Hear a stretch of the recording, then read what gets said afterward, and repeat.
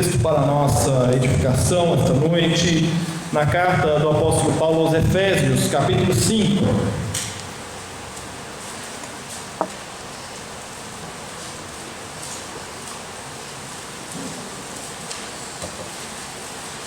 Efésios, capítulo 5, do versículo 15 ao versículo 21.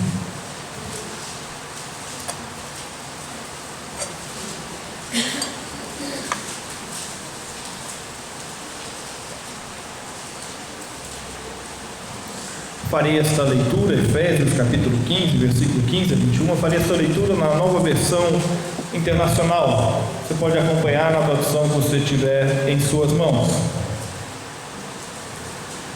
Tenham cuidado com a maneira como vocês vivem, que não sejam como insensatos, mas como sábios, aproveitando ao máximo cada oportunidade, porque os dias são maus. Portanto, não sejam insensatos, mas procurem compreender qual é a vontade do Senhor. Não se embriaguem com vinho que leva à libertinagem, mas deixem-se encher pelo Espírito, falando entre si com salmos, hinos e cânticos espirituais, cantando e louvando de coração ao Senhor, dando graças constantemente a Deus Pai por todas as coisas, em nome de nosso Senhor Jesus Cristo. Sujeitem-se uns aos outros por temor a Cristo. Os dias são maus. Aproveitem ao máximo cada oportunidade. Como ter sabedoria em tempos tão insensatos? A insensatez, ou a loucura, ou a falta de juízo, não tem sido vista apenas fora da igreja, muitas vezes também dentro da igreja ela é vista. Mas a sabedoria de Deus vence a insensatez. A carta aos Efésios, ela foi escrita por Paulo entre 60 e 62 depois de Cristo, quando ele estava preso. Se não me engano, a sua primeira prisão domiciliar. Ele não estava em cárcere, ele não estava na cela, mas ele estava em prisão domiciliar em Roma, e é quando ele escreve esta carta aos Efésios. O propósito é mostrar aos cristãos de Éfeso a maravilha, as implicações práticas de ser igreja de Cristo. Éfeso era uma cidade bastante interessante naquele tempo. Ela era uma cidade importante comercialmente para o Império, porque ela estava exatamente no meio do Império. Éfeso era a divisa Oriente e Ocidente do Império Romano. Então tudo passava ali por Éfeso, era um polo, e foi uma cidade importante para a expansão cristã no século I. Éfeso era uma cidade que tinha um povo fortemente religioso, com práticas pagãs que alimentavam a economia da cidade. Você pode depois ler lá em Atos 19, a passagem dos apóstolos pela cidade de Éfeso, e ver o quanto isso era verdade. A carta de Paulo a Éfeso não é uma carta das cartas de Paulo que ele escreveu. A de Éfeso é a menos didática, ela é uma carta mais piedosa, uma carta que fala mais ao coração do povo do que propriamente insere ensinos. Escrita por Paulo na sua prisão, e o trecho que nós lemos trata da necessidade de se compreender como a igreja é abençoada e abençoadora, vida em harmonia, a despeito da diversidade do povo que havia naquela igreja. Os crentes devem viver de maneira verdadeira a fé cristã. No entanto, na igreja de Éfeso, influências insensatas atingiam os cristãos. A cidade de Éfeso fervilhava de tempos em tempos com a adoração à deusa Diana ou Artemis. Grandes festas com orgias e bebedeiras tomavam conta da cidade, e o comércio em torno do templo era abundante. Vendia-se de tudo. Havia um ourives chamado Demétrio, que construía miniaturas do templo de Diana, de Artemis. Esse negócio de construir miniatura de templo não é de hoje, né? Então eles construíram a miniatura do templo de Ártemis, e ele vendia isso e ele não dava conta de fabricar, ele vendia muito estas miniaturas. E muitos dos que haviam se convertido ao cristianismo, muitos dos cidadãos de Éfeso, que agora eram cristãos, cresceram neste meio e agora enfrentavam a influência deles. E uns, inclusive, achavam que os cristãos deviam agir de maneira igual, vendendo produtos, promovendo grandes festas com muito vinho. Tais influências poderiam até soar como naturais para eles, mas nada tinham de cristãs. As más influências em Éfeso eram pontuais. Primeiro, o culto a Diana ou Ártemis, regado a vinho e orgias. A recomendação de Paulo, quando ele diz: não vos embriaguei, não se embriaguem com vinho, que leva à libertinagem, mas deixem-se encher pelo Espírito Santo, não é apenas uma recomendação moral, é uma recomendação também de cunho religioso. Não se envolvam com estas festas, não deixem que estas festas influenciem a prática de culto de vocês, porque isso leva à perda do juízo. Outra má influência para a igreja de Éfeso era o comércio religioso. O ourives, do qual nós falamos, em Atos 19, ele é citado, é ele quem causa ali problemas para Paulo, e os discípulos acabam tendo que sair meio às escondidas por conta da dificuldade que eles têm de permanecer pregando o Evangelho. E outra grande má influência em Éfeso era a adoração e a satisfação dos próprios desejos. Aquele culto a Diana era muito mais um culto à satisfação pessoal do que um culto propriamente a uma deusa. Da mesma forma, dentro da Igreja de Cristo, começava-se a ter esta influência. O que o culto nos acrescenta? O que eu tenho a ganhar com este culto? Eram questionamentos que eram feitos. A adoração e a satisfação dos próprios desejos, a libertinagem. Mas a sabedoria de Deus vence a insensatez. Mesmo que o mundo, a moda ou a tendência religiosa aponta em outra direção, a sabedoria de Deus nos mostra por onde seguir. E se influências insensatas atingiam o povo de Deus em Éfeso, essas influências insensatas também atingem o povo de Deus hoje. Eram 8h30 da noite quando o telefone de casa tocou. Pelo identificador de chamada eu pude ver que não era nenhum número conhecido. Eu atendi e do outro lado da linha tinha uma mulher em tom agressivo perguntando se era da igreja. Eu respondi que era da casa pastoral e que ela estava falando com o pastor da igreja. Por cerca de 1 hora, aquela mulher despejou toda a sua insatisfação com as igrejas por onde ela havia passado. Citou todas as denominações conhecidas e até algumas que eu nunca havia ouvido falar. Promessas de cura, promessas de libertação, ganhos financeiros, a levaram para todo lado. Onde ia, encontrava a revelação do momento, a unção do momento, a palavra do momento. Ela só não encontrava a Cristo, o Cristo de todo e qualquer momento. Nós temos sido fortemente influenciados por uma cultura evangélica que vem sendo criada e forjada desde a década de 60 e 70 e que ganhou força nas décadas de 80 e 90 e chega à nossa presente época como uma força mercadológica muito grande. E aí muitos de nós buscamos em Cristo uma solução fácil, como se os problemas da nossa vida fossem se resolver num estalar de dedos. E nós temos conversado sobre isso na aula de escola dominical. Parece que a gente espera que Deus lá do alto vai olhar para a nossa vida e vai fazer assim, ó, está resolvido, está tudo ok, não tem mais problema algum. E é isso que nos é vendido. E nos é vendido porque nós buscamos em Cristo a nossa satisfação pessoal. Eu quero que os meus problemas se resolvam. Os seus eu não estou muito interessado neles. Eu quero que os meus problemas se resolvam. Os seus, você se entenda lá com Deus. Isso é um problema seu, não é meu. Deus deu a vida para cada um cuidar da sua, né? Não é isso que a gente ouve por aí? Uma grande inverdade. Uma grande inverdade. Nós buscamos em Cristo a fé da unção. Precisa ser ungido. Olha, fulano é ungido. Olha como ele ora de maneira ungida. Olha como ele fala de maneira ungida. Olha como ele se veste de maneira ungida. A gente busca em Cristo a fé do isso é a ação do inimigo. Como se as nossas atitudes e as nossas escolhas não tivessem consequência.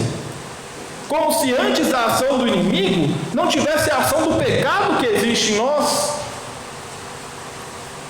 Nós buscamos em Cristo uma vida de luxo e de facilidade que nos é vendida todos os dias, como sendo algo natural. É natural. É natural o crente ser rico. É natural o crente prosperar. Você nasceu para ser cabeça, não para ser cauda. Você precisa vencer. Pisa aí na cabeça da serpente. Faça o cerco em torno de Jericó, porque você vai derrubar as suas muralhas e você vai vencer. Como se Deus fosse uma máquina de resolver problemas. Mas a sabedoria de Deus vence a nossa insensatez. A nossa insensatez em lidar com os problemas. Ele nos ensina como fazer. Ele nos mostra como fazer. Quantas vezes a gente tem deixado os nossos problemas de lado, carregando anos a fio estes problemas? Domingo passado nós falamos bastante sobre isso, na mensagem do Salmo 130. Quanto que a gente leva a vida inteira, problemas, ao invés de encará-los, colocá-los diante do Senhor e resolvê-los. A sabedoria de Deus vence a nossa insensatez em satisfazer egoisticamente a nossa vontade. Parece que tudo tem que ser para o meu prazer.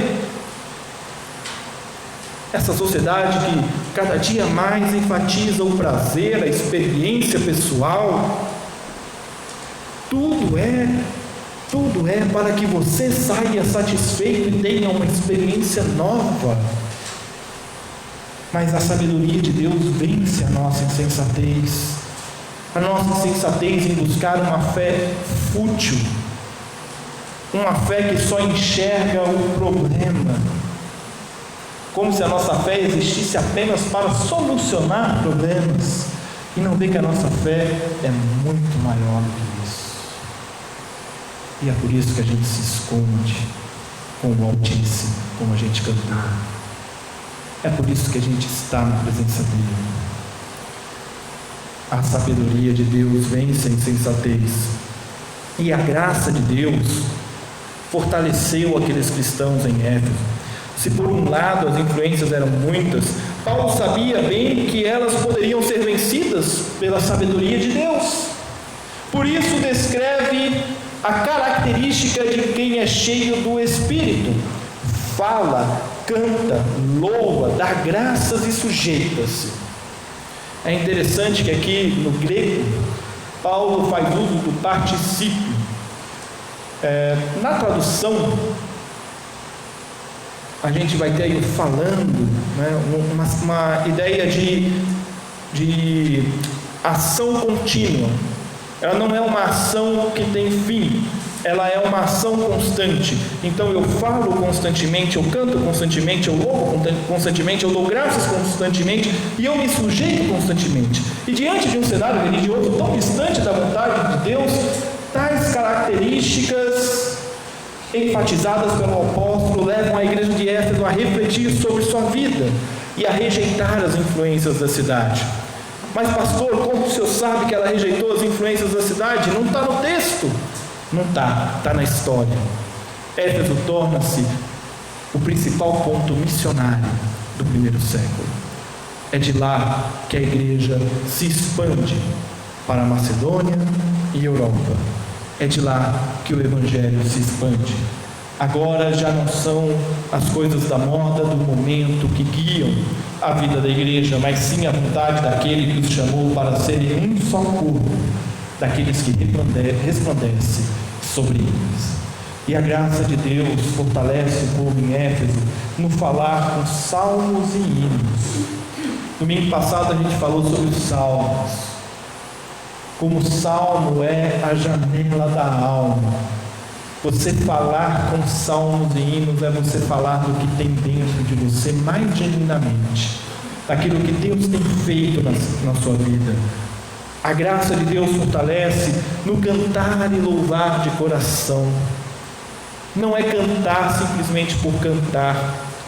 Não é cantar simplesmente porque está na liturgia, no programa do culto, então nós vamos levantar e cantar. Mas é viver o que se canta. Eu estou aqui outra vez diante de Ti. Eu estou abrindo o meu coração mais uma vez, Senhor, porque eu preciso abrir. Eu preciso me derramar. Eu preciso dizer que o Senhor é o Deus da minha vida. Eu preciso dizer que o Senhor é o Deus capaz de transformar a realidade da minha vida. E mais do que isso, eu preciso dizer que o Senhor é o único digno de louvor e de adoração. E eu preciso Te agradecer. E a graça de Deus nos fortalece por render graças a Deus por tudo. Por tudo, absolutamente tudo. Hoje de manhã, na escola dominical, nós estávamos estudando as amarguras do deserto, e aquele texto em que Moisés chega com o povo nas fontes de águas amargas, e após 3 dias caminhando pelo deserto, encontra ali uma fonte abundante de água, e aquela água não era própria para o consumo. Mas Deus vai lá, faz um milagre, transforma aquela água própria para o consumo. É dar graças a Deus diante de tudo, porque a água está amarga, mas Deus vai prover a água em abundância. Deus não vai deixar o seu povo morrer de sede. Deus não vai negar ao seu povo a sobrevivência. A graça de Deus fortalece no sujeitar-se ao outro por amor de Cristo. Há aqui a humildade de Cristo, o exemplo da humildade de Cristo, que se faz servo. E é isso que Paulo está dizendo à igreja de Éfeso, quando ele diz: sujeitem-se uns aos outros por temor a Cristo. Dedique-se um ao outro, como o nosso Senhor Jesus Cristo se dedica a mim e a você.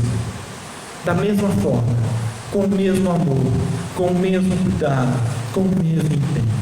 A sabedoria de Deus vence a insensatez. Deus fortalece por meio do Espírito Santo que é derramado naquele povo. Deus fortalece por meio da compreensão de sua vontade, revelando a sua vontade para a igreja de Éfeso. E em Cristo, os cristãos de Éfeso encontram a palavra certa a ser dita, o cântico certo para ser entoado, a gratidão no coração e a prontidão em servir. A sabedoria de Deus vence a insensatez. E se a graça de Deus fortalece os cristãos em Éfeso, a graça de Deus fortalece os cristãos nos dias de hoje. Joãozinho, sempre ele, né? A gente sempre tem uma história do Joãozinho. Joãozinho morava em frente à casa de um casal idoso. E ele sempre brincava na rua com os amigos, jogando bola, pega-pega, esconde-esconde. E aquele senhor que morava ali, ele sempre estava na soleira da sua casa, cuidando de alguma coisa, e ele sempre brigava com as crianças, porque as crianças passavam correndo pelo gramado dele na frente da casa, e aquele senhor cuidava daquele gramado, era a grama mais verde do mar, mais bem cuidada. Um dia, no final de tarde, o Joãozinho pegou a bola dele e saiu para brincar. Quando ele fechou a porta de casa e ele se virou para a rua, ele viu do outro lado da calçada que aquele senhor estava sentado na soleira, chorando. O Joãozinho deixou a bola no chão, atravessou a rua e deitou a cabeça no colo daquele senhor. E ficou ali um bom tempo. Depois de um bom tempo, a mãe do Joãozinho chega, entra, vê aquela cena e entra para casa preparar a janta. Na hora da janta à noite, a mãe do Joãozinho pergunta para ele: Joãozinho, o que você disse para aquele senhor? Você sabe que a esposa dele morreu hoje, né? E o Joãozinho vira para a mãe e fala: não, mãe, eu não disse nada, eu apenas o ajudei a chorar. A graça de Deus não está na gente resolver o problema do outro. A graça de Deus está em nos sujeitarmos uns aos outros.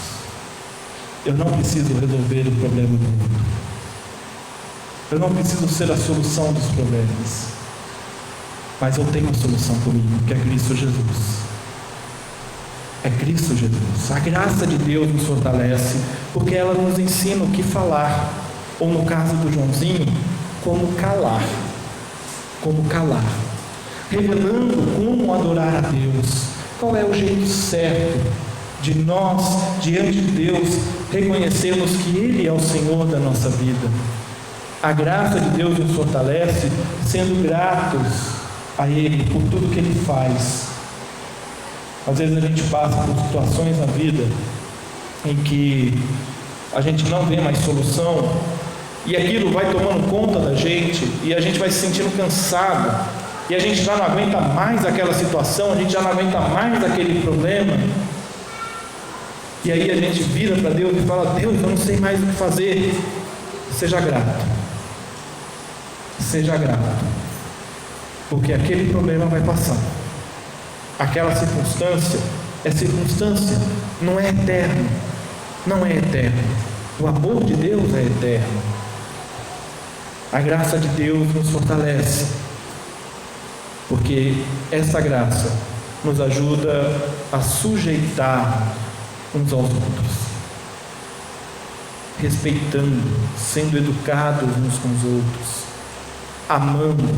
amando incessantemente, amando independente da situação. Não importa o problema, não importa o mal que a outra pessoa te fez, é amar acima de tudo.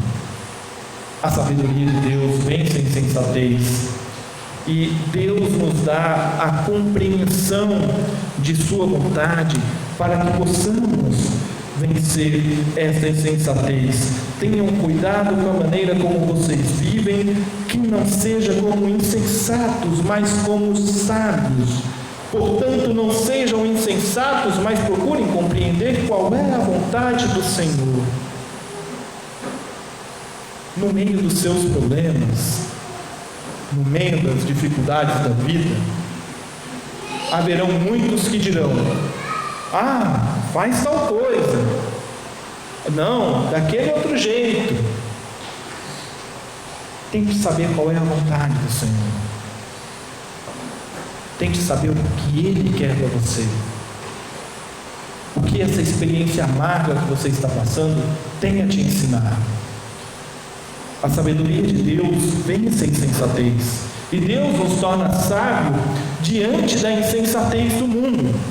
E hoje nós temos o privilégio de servir a Deus, levando a sabedoria dele onde há insensatez, onde há loucura, onde as pessoas não estão nem aí umas para as outras, aonde há falta de amor, aonde há falta de espírito de união, aonde há desamor, aonde há guerra, aonde há problemas que se arrastam a vida inteira. Nós temos o privilégio de servir a Deus, levando a sabedoria para que nós não tenhamos que lidar com situações insensatas na nossa vida.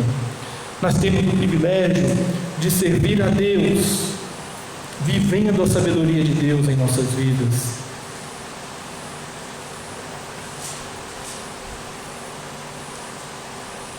Eu me espanto, porque como pastor, ano que vem eu comprar 10 anos de ordenado, tem algo que eu ainda não consegui conviver com ele, que é o fato de que as coisas chegam para a gente, pastor, não é depois que o caldo tornou, é depois que o caldo já até manchou a terra, sabe? Às vezes os problemas chegam para a gente, a coisa já desandou faz muito tempo, e aí a gente não teve a oportunidade de acompanhar e de orientar e de juntos buscar a solução de Deus, porque nós estamos acostumados Nós estamos acostumados a ouvir que as soluções têm que ser rápidas, as decisões têm que ser tomadas de uma hora para outra, como se Deus resolvesse os problemas de uma hora para outra. E a gente acha que vai orar uma, duas vezes e está bom, está resolvida a questão. E a gente se lembra do exemplo de Neemias, que foi pedir lá para o rei para voltar para Jerusalém para reconstruir os muros, e o problema era a reconstrução do muro, e a reconstrução do muro não era um problema de obra, mas era um problema de identidade cívica, né? A identidade daquele povo em torno da sua cidade, a cidade de Jerusalém. Então veja só, não era um problema apenas de construção, era um problema de identidade. E a gente vai ver lá no livro de Neemias o quanto isso é verdade. E aí a gente olha para a história de Neemias e a gente vê que Neemias passou 4 meses orando. E a gente ora 2 dias e acha que Deus demorou, né? Ô Deus, responde aí, já estou orando faz 2 dias, né? Manda a resposta por e-mail, de preferência que é mais rápido. E a gente acha que Deus tem que responder no nosso tempo. Viver a sabedoria de Deus em nossas vidas requer de nós uma vida de oração. E nós temos o privilégio de servir a Deus vivendo essa sabedoria. Nós temos o privilégio de servir a Deus falando com a alma aberta, porque nós não temos do que nos envergonhar a respeito do Deus a quem servimos. Nós temos o privilégio de servir a Deus cantando com o coração posto em Deus, louvando com o coração posto em Deus, agradecendo a Deus por tudo que Ele tem feito e servindo uns aos outros. Concluindo, o tempo é curto. Cada dia que passa parece que o tempo é mais curto ainda. Parece que o dia não vai dar para resolver as demandas do dia. Se o tempo é curto, se a nossa vida é breve, vamos aproveitá-la com o que interessa. Vamos viver a graça de Deus. Vamos experimentar o que é ser repleto do Espírito de Deus. Vamos compreender a vontade de Deus para as nossas vidas. E diante das modas nas igrejas e movimentos que estão por aí de um lado para o outro, diante da música do momento, do pregador do momento, da palavra do momento, lembre-se que tudo é momento, mas a sabedoria de Deus vence toda e qualquer insensatez. Lembre-se que tudo é momento, mas a graça de Deus nos fortalece hoje e sempre. Que Deus nos abençoe.